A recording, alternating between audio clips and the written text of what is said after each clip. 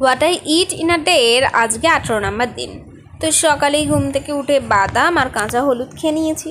তারপর পরোটা আর কুমড়োর তরকারি হয়েছিল ব্রেকফাস্টে, সেটাই খেয়েছি। আর মাঝে একটু এই কটকটি টাইপের একটা জিনিস কিনে এনেছি, এইটা একটা খেয়েছিলাম।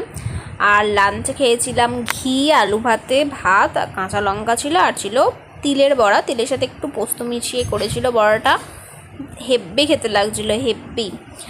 আর ঘি ভাত তো সবারই আশা করছি ফেভারিট একটা খাবার, আমারও দারুণভাবে লাঞ্চটা কমপ্লিট হয়েছে।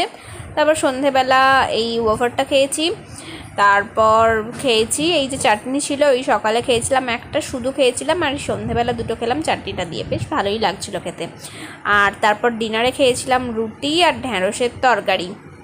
ঢ্যাঁড়সের তরকারি খেতে মোটেও ভালো লাগে না, তাও খেতে হয়, কিছু করার নেই।